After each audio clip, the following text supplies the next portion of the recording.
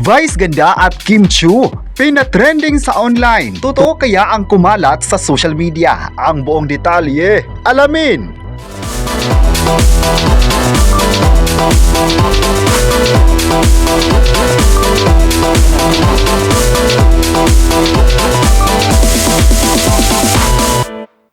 Hindi totoo ang kumalat online tungkol kay Vice Ganda at Kim Chiu.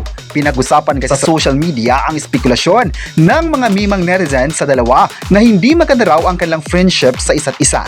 Marami sa mga hanash ng netizens na hindi raw gusto ng karamihan itong si Kim Chiu kapag present sa It's Showtime.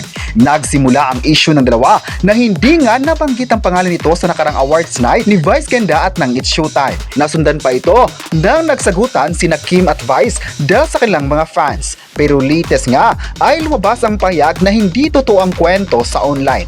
Makikita nga ngayon na maganda ang pakikitungo ng lahat kay Kim Chiu dahil kapag present ang Chinita Princess, malaki ang naitulong nito para mas magiging lively ang show. Di rin totoo na may galit sa kanya sa show dahil lahat ng mga host ay nagalingan sa kanyang hosting skills. Say naman ng mga fans ni Kim, isa si Kim Chiu sa mga inaabangan talaga nila sa programa dahil nagustuhan nila ang sense of humor. Sa online naman ay marami sa nagkomento na masaya sila kapag present nga si Vice Ganda at Kim Chiu dahil maganda ang kanilang tandem sa isa't isa. Hirit pa ng mga fans, huwag na sanang pansinin ng mga taong patuloy na ipinagsabong sina Vice at Kim Chiu dahil ang dalawa ay may kakaibang talent para sa kanilang noontime show. Hindi rin daw kumpleto ang araw ng mga fans kapag hindi nila napapanood sina Vice Ganda at Kim Chiu dahil gusto nila ang bardagulan nito.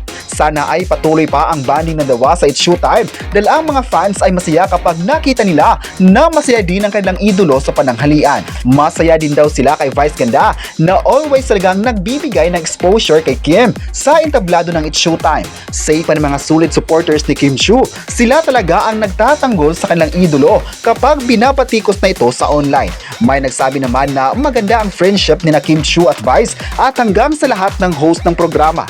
Kaya kapag magbabardagulan na, ay masaya ang buong studio. Marami naman ang natuwa na matagal nang nananatili si Kim Chiu sa It's Showtime at patuloy ang pagmamahal ng viewers sa kanya.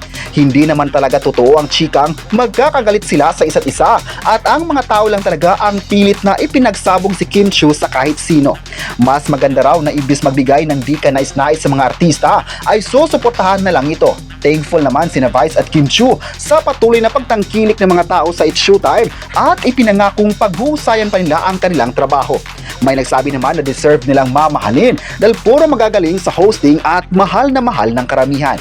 Say pa ng mga fans, always talagang magabang sila sa It's Showtime dahil good vibes lang ang kanilang napapanood sa pananghalian ng mga Pinoy. Kayo, ano ang masabi nyo na hindi totoong magkaaway nga si Kim Chiu sa ibang host? I-comment na kung gusto mo ba ang friendship ni na Vice Ganda at Kim Chiu at huwag kalimutang i-subscribe ang ating YouTube channel.